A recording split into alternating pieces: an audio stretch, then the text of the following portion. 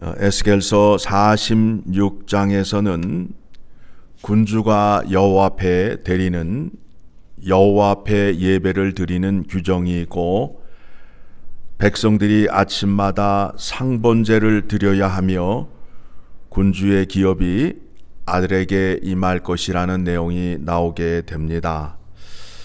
군주가 왕이 여호와 앞에 예배를 드릴 때에는 백성들보다 더 엄격하게 더 큰 제물을 가지고 여호와 앞에 나와 제사를 드리게 됩니다. 그리고 아침에 상번제를 드리는데 이스라엘 백성이라면 반드시 드려야 할 제사입니다. 상번제를 아침마다 번제로 드리는데, 번제는 흠 없는 제물로 드려야 하며 헌신과 희생을 드리는 제사로서 제사를 드리는 자가 자신에 대한 죄에 대한 깊은 숙고와 감사로 드리는 겁니다. 그 어린 양을 드림으로 인하여 이것이 예수 그리스도의 구원의 은혜와 죄 사함의 은혜, 이거를 기억하며 아침마다 예배를 드리게 되는 것입니다. 자, 어떤 사람들은 성경에 새벽 예배를 드리라는 그 말씀이 없는데 새벽 예배를 꼭 드려야 하는가에 대한 질문을 갖게 됩니다. 그런데 구약의 제사법을 보게 되면 상번제를 통해서 아침과 저녁에 양을 잡아서 하나님께 제사를 드리라고 말씀하셨습니다. 예수님이 이 땅에 오셔서 구약의 제사법을 완성시키셨습니다. 그래서 우리는 여호와 앞에 제사를 드리거나 예배를 드릴 때에 양이나 염소를 잡아 나아가는 것이 아니라 우리의 죄를 대신 지시고 십자가에 죽으신 그 어린 양의 피, 예수 그리스도의 피의 보혈의 은혜의 공로를 따라서 그 은혜를 받들어서 하나님 앞에 나아가 죄 사함과 구원의 은혜를 받게 되는 겁니다. 그러므로 우리가 예수 그리스도의 이름으로 구원받은 자들이 새벽마다 새벽 예배를 드리는 것은 당연한 것입니다. 예수 그리스도가 이 땅에 오셔서 율법의 1.1획이라도 떨어지지 아니하게 하고 완전하게 하시겠다라고 말씀하셨습니다. 그 제사법을 예수 그리스도를 통하여 완전하게 함으로 우리가 이 새벽에 드리는 새벽 예배가 전혀 이상하지 않다라는 겁니다. 우리가 드리는 예배가 오히려 하나님께 영광을 올려드리고 또 구원에 대한 깊은 감사를 통해서 하나님과 더 가까이 나아갈 수 있는 시간이 됨을 기억하시기 바랍니다. 그리고 16절 이하의 말씀을 보게 되면 군주가 그 종에게 나라를 준다라고, 선물로 준다라고 말씀하고 있습니다. 17절의 말씀 같이 보겠습니다. 시작. 군주가 만일 그 기업을 한 종에게 선물로 준즉 그 종에게 속하여 희년까지 이르고 그 후에는 군주에게로 돌아갈 것이니 군주의 기업은 그 아들이 이어받을 것임이라. 자, 희년이라는 것을 우리가 알고 있지요. 희년은 50년마다 오게 되지요. 그러면 희년이 시작하는 그때에 나팔을 불게 됩니다. 양각 나팔을 불게 됩니다. 그날이 무슨 날이라고요? 나팔절이라고 말씀을 드렸죠.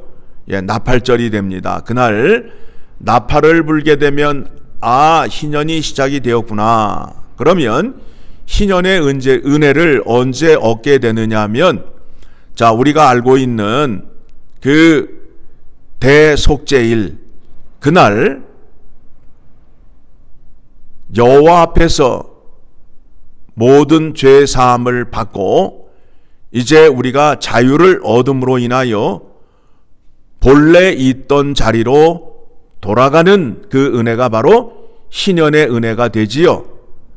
그 은혜를 우리에게 주시기 위하여 예수 그리스도가 유대인의 왕으로 이 땅에 오셔서 그 은혜를 우리에게 주신 겁니다. 자, 그 말씀에 대해서 누가복음 4장 16절을 가게 되면, 누가복음 4장 16절을 가게 되면, 자, 같이 읽어 내려갑니다. 예수께서 그 자라나신 곳 나사렛에 이르사 안식일에 늘 하시던 대로 회당에 들어가사 성경을 읽으려고 서심해 선지자 이사야의 글을 들이거늘 책을 펴서 이렇게 기록된 데를 찾으시니 곧 주의 성령이 내게 임하셨으니 이는 가난한 자에게 복음을 전하게 하시려고 내게 기름을 부으시고 나를 보내사 포로된 자에게 자유를, 눈먼 자에게 다시 보게 함을 전파하며 눈릴 자를 자유롭게 하고 주의 은혜의 해를 전파하게 하려 하심이라 하였더라.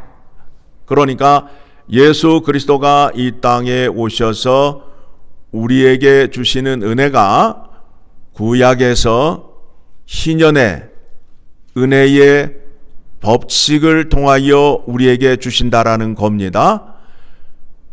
희년의 은혜를 받게 되면 우리가 본래 있었던 자리로 돌아가게 된답니다.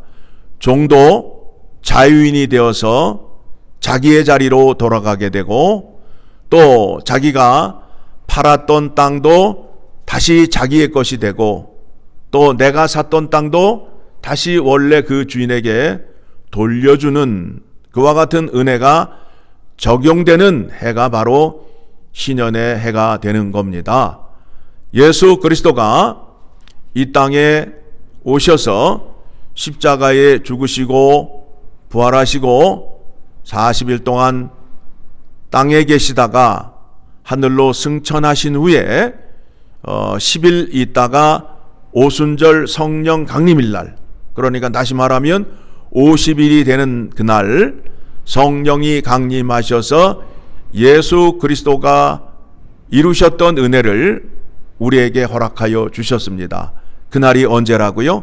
오순절 날입니다. 그래서 그날 성령이 강림함으로 인하여 이 땅에 교회가 세워져서 이 희년의 은혜를 교회를 통하여 우리에게 허락하여 주시는 겁니다. 이 희년의 은혜를 예수 그리스도가 이루시고 그 은혜를 우리에게 주심으로 인하여 이제 교회 안에 들어오게 되면 마귀의 종 되었던 자가 예수 그리스도의 구원의 능력의 은혜에 의하여 이제 마귀의 종에서 풀려나서 누구의 아들이 되는 거예요? 하나님의 아들이 되는 은혜가 이 교회 안에서 선포되고 그 은혜를 누리게 되는 겁니다. 자, 다시 봅니다. 자, 예수님께서 이 땅에 오신 그 이유와 목적을 예수님께서 직접 말씀하시잖아요. 18절 다시 그 말씀을 보도록 하겠습니다. 주의 성령이 내게 임하셨으니, 무슨 말이에요? 성령은 하나님의 깊은 속까지 통달하시는 분이라는 것을 우리가 알고 있죠. 그 성령 하나님이 예수님에게 임하셨어요. 그러면 성령 하나님이 예수님께 임하셨다 함은 예수님의 뜻을 이루기 위하여 오신 거예요? 아니면 하나님 아버지의 뜻을 이루러 오신 거예요? 하나님 아버지의 뜻을 이루러 오시는 거 아니에요. 에스겔서 46장의 말씀을 통해서 보게 되니까 이제 다시 세워질 하나님의 나라 새 예루살렘에서 이와 같은 은혜를 너희에게 줄 것이다 라고 계시하셨는데, 그 계시가 누구를 통하여 이루어지고 완성이 되는 거예요? 예수 그리스도를 통하여 완성이 되는 거 아니에요. 그렇죠?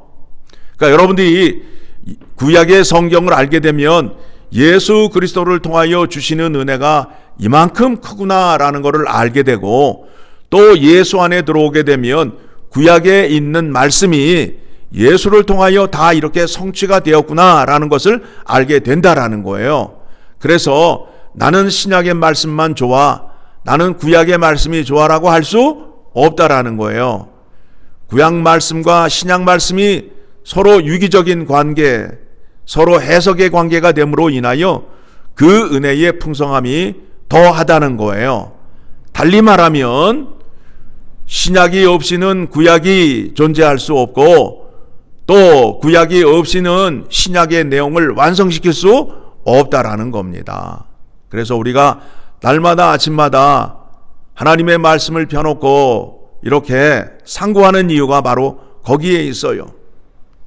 자, 봅니다. 또 이는 가난한 자에게 복음을 전하게 하시려고 종되었던 자들에게 그 복음을 전하게 됨으로 인하여 이제 그가 마귀에게 압제당하고 포로되었는데 그에게 풀려남으로 인하여 그는 자유로운 자가 되고 부요한 자가 되게 된다라는 겁니다. 자, 그래서 내게 기름을 부으시고 나를 보내사, 하나님께서 예수 그리스도를 이 땅에 보내시고 성령 하나님을 보내신 이유가 바로 거기에 나오게 됩니다. 그 이유가 무엇이냐 하면 포로된 자에게 자유를, 누구에게 포로된 자?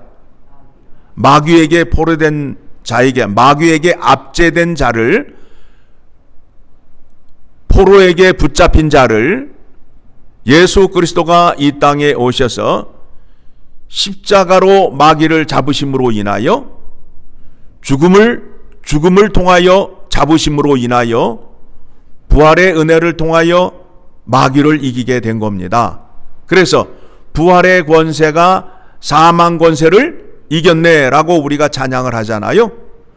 그 역사적인 사건, 은혜를 통하여 뭘 주시느냐 하면 포로된 자에게 자유를 주고, 그 다음에 눈먼 자에게 다시 보게 함을 전파하며, 마귀에게 눌려서, 마귀에게 가려서 하나님을 볼 수 있었어요? 없었어요? 없었잖아요. 그런데 이제 하나님을 볼 수 있는 자가 되었어요.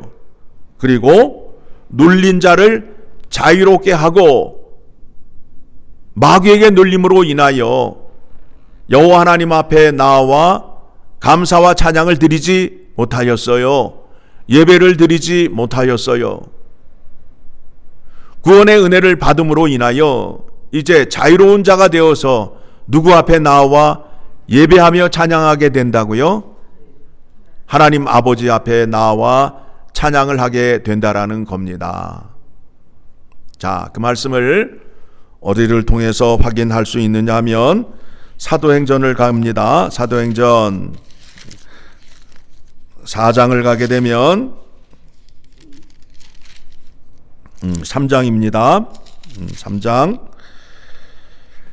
1절 말씀부터 보게 되면 베드로와 요한이 성전 문 앞에 앉아 있는 구걸하는 자를 일으켜 세우잖아요. 이렇게 세우잖아요. 그러니까 성경에서 병자를 고치시는데, 병자를 고치시는 것을 통하여 무엇을 확인하려 하느냐 하면, 어떤 자를 고치느냐 하면 맹인을 고치죠.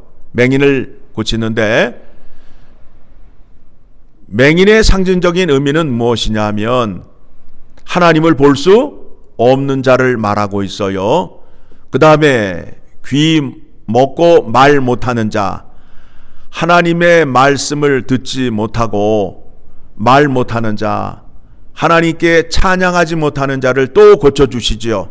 그래서 귀를 뚫어주시고 혀에 침을 발라 저주해서 더러운 귀신을 내어 쫓게 되지요. 그렇죠?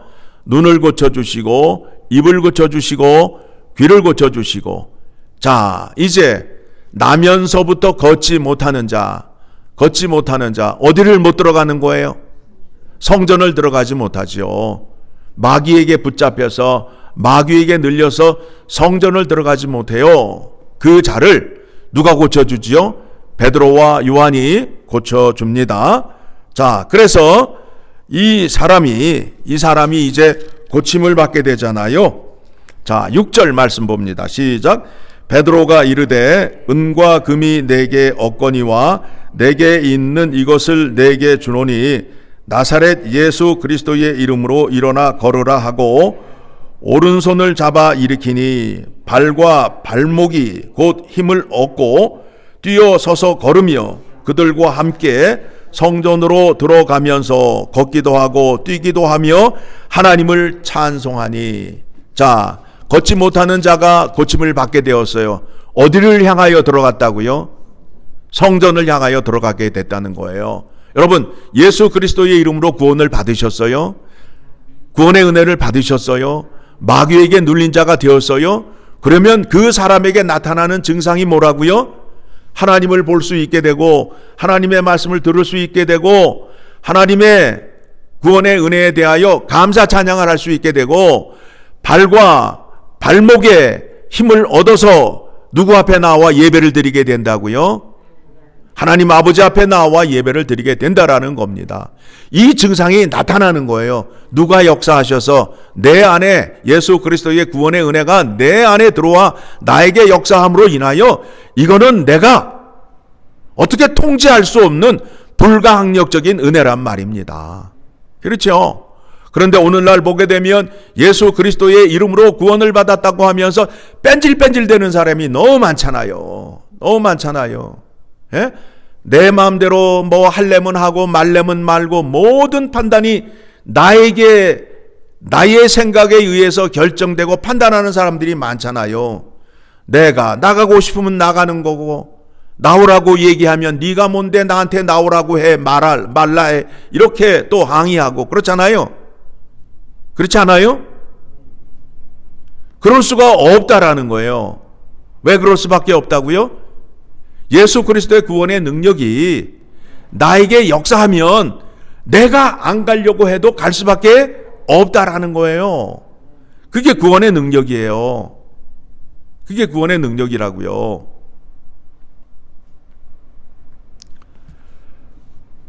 마귀에게 포로가 되었을 때는 여호와 하나님 앞에 나올 수가 없어요. 발목을 붙잡고 있기 때문에 나올 수가 없다고요.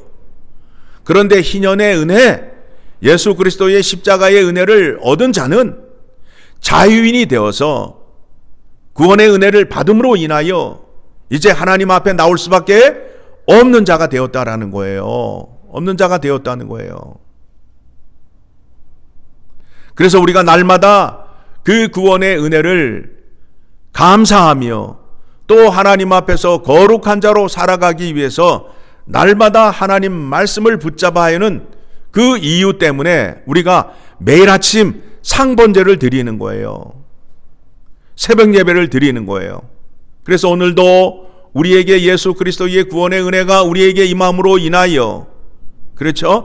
약속한 복을 받게 되어서 시험에 들지 않고 악에 빠지지 않게 해달라고 예수 그리스도의 구원의 능력을 붙잡고 또 약속한 자에게 일용할 양식을 허락하여 주시고 또 말씀으로 하나님의 이름을 거룩하게 하고 그의 나라와 의를 구하여 내가 서 있는 그곳에서 하나님의 거룩함을 나타내는 그와 같은 하나님의 사람이 되게 해달라고 날마다 그 능력을 구하며 기도하는 시간이 바로 새벽 예배라는 겁니다. 그러니 새벽 예배가 드려도 되고 안 드려도 되는 것이 아니라 신자라면 반드시 드릴 수밖에 없는 새벽 예배라는 겁니다. 그렇죠? 지금 이 땅에 많은 교회들이 새벽 예배를 안 해요. 새벽 예배의 귀함과 새벽 예배가 얼마나 은혜스러운지를 모르고 있어요. 새벽 예배를 드리고 하나님을 만난 자들이 그 은혜와 거룩함을 그들 앞에 증거함으로 인하여 그들도 샘을 얻어서 새벽 예배에 나올 수 있도록 우리들이 더욱더 분발해서 하나님의 뜻을, 하나님의 은혜를 세상에 전하는 자가 되기를 간절히 소망합니다.